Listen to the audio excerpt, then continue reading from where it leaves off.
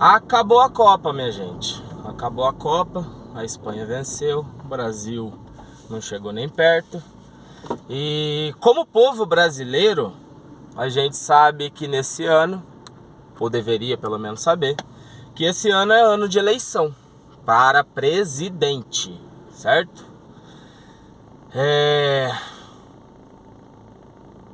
A gente tem que parar de levar a política como time de futebol, como futebol.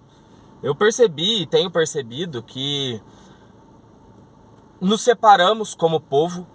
Aí tem o povinho que defende o político A e o povinho que defende o político B e o restante que não defende nenhum nem outro e só quer o melhor. Só quer algo que seja mais justo e bom para todo mundo. Só que a esses ninguém dá ouvido porque se não for o A ou o B, ninguém vai entrar, não tem chance, não consegue. E é aí que estamos errando feio e errando rude. Se a gente leva a política como futebol, a gente cria inimigos. Eu sei disso porque eu fazia isso, eu fiz isso lá na primeira eleição do Bolsonaro. Eu vou dar nome aos bois. Lá na primeira eleição do Bolsonaro, em 2018, se não me falha a memória, eu tava do lado do Lula, porque eu tava na Unicamp e as vozinhas ali daquele ambiente ditavam as regras. E as regras lá, basicamente, o PT é melhor que o Bolsonaro, porque o Bolsonaro, ele é um tirano, ele é um ditador, ele vai fechar o Congresso, ele vai fazer horrores, vai queimar gente em praça pública. E acabou que ele ganhou e não aconteceu nada disso. Aconteceu muita coisa boa no mandato do Bolsonaro. Aconteceu coisas boas no mandato do Lula. Só que numa conjuntura geral das coisas, o que eu percebo, o melhor é que a gente mude. O PT já está aí há tanto tempo e existe uma... Eu não sei explicar exatamente o que existe ali, mas quanto mais tempo um determinado partido fica no governo de um país, mais ele vai ficando à vontade para fazer o que bem entender. E isso não é bom para nós, a população. Isso não é bom para ninguém. Estou dizendo que deve voltar ao outro lado? Não, a gente precisa mudar. A gente precisa de algo novo. A gente precisa de alguém que não seja farinha do mesmo saco. Alguém que está na política a vida inteira e só faz politicagem. Alguém que seja honesto, alguém que seja verdadeiro. Aí você vai falar, mas não existe político honesto e verdadeiro. Poxa, então pega o que mais condiz com a sua vontade de um governo bem feito e não aquele que é menos pior. Quando a gente escolhe pelo menos pior, a gente está fadado a colher o que de pior existe nele. É menos pior que o outro, mas ainda assim é pior. É ruim. Por que a gente vai escolher pelo que é ruim? Se nenhum dos lados é bom, se ninguém presta, então vamos fechar o Congresso. O povo tem esse poder. Vamos cancelar tudo. Não quero mais isso. Só que ninguém está disposto a lutar contra isso. Ninguém está disposto a falar que o que ganha um político, o que ganha um deputado, o que ganha um senador é ridículo perto do que a população faz para ganhar. Porque quem paga o salário dessas pessoas somos nós, o povo. Os nossos impostos pagam essas pessoas e a maioria deles estão lá, cômodo, na situação em que eles estão. Porque é óbvio, né? Ganha bem, tem um monte de auxílio, um monte de proteção. Mas tá errado. A gente é um país, nós somos um país república, mas que tem políticos que parecem a monarquia. A gente trabalha para eles. Eu não tenho os dados aqui porque não é a minha área, mas procura para você ver o quanto que é gasto dos cofres públicos para manter esse monte de gente lá dentro. Não é pouco. E nem é necessário tudo isso.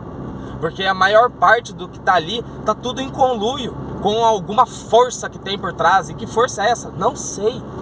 mas não tá bom pra ninguém. Não tá bom pra mim, não tá bom pra você, não tá bom pro miserável, não tá bom pro empresário. Ah, mas pelo menos tem comida na mesa daqueles que eram miseráveis. Não, mas eles continuam na miséria. Enche a barriga, mas não enche a alma, sabe? Não se preenche, não consegue sair. É um ciclo vicioso que se perpetua. É quase como um laço em volta do estômago dessas pessoas, que eles não querem que mude o governo por conta do que o governo está fazendo para eles. Só que é migalha. Você vai viver de migalha até quando? Nós vamos aceitar migalhas até quando? A gente tem que mudar, nós temos que mudar, a gente tem que começar a lidar com política, com o amor que a gente lida com o futebol, mas não escolher um lado. Esquece essa coisa de dualidade, esquece o bom e o ruim, porque quem tá lá são seres humanos. Eles têm coisas boas a agregar e coisas ruins também, que o ideal é que não seja agregado naquele meio, mas tá se agregando, quem tá lá faz coisa boa, mas ao mesmo tempo tá fazendo coisa ruim. Tá compactuando com o mal, que faz mal para todo mundo, faz mal para mim, para você, faz mal para toda a população brasileira, faz mal para as instituições brasileiras. Ou seja, todo mundo perde nesse processo. Só que falta consciência no povo e também nos políticos. Falta alguém para não julgar, mas falta alguém para apontar e falar: olha, amiguinho, isso daí que você tá fazendo tá errado, isso aí que você tá fazendo não tá legal. Por mais que muitos odeiem o Olavo de Carvalho, o cara apontava o dedo, sem medo. Apontava o dedo e falava: isso tá errado, isso tá errado, isso tá errado. Ele tinha um jeito muito difícil de gostar quando ele falava? Tinha.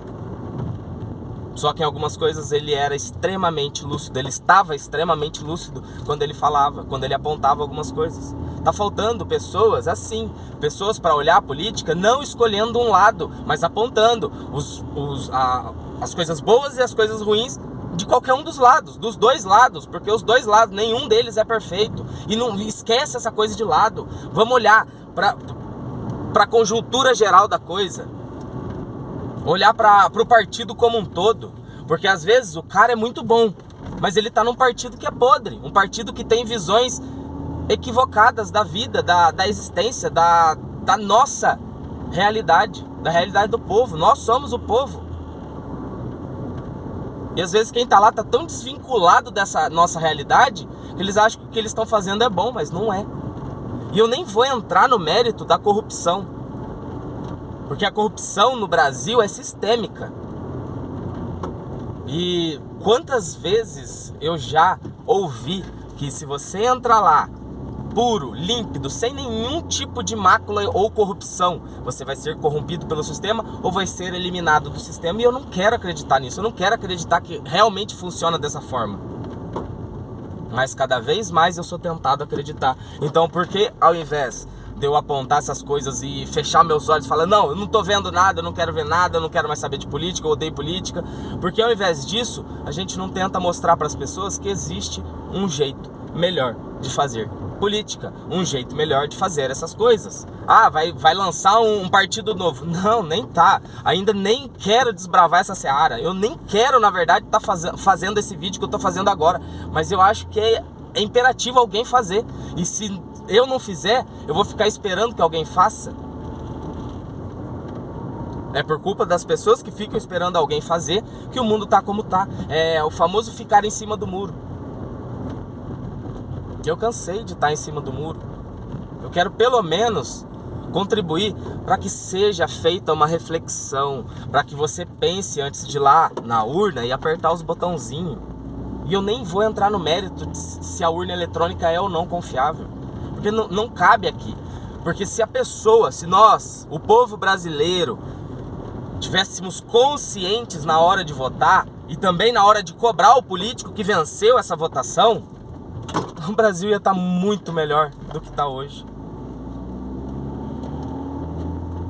Ninguém ia vencer o povo, porque o povo tem o poder, nós somos a maioria, não são os políticos. Ah, mas os políticos têm poder. Tem poder porra nenhuma.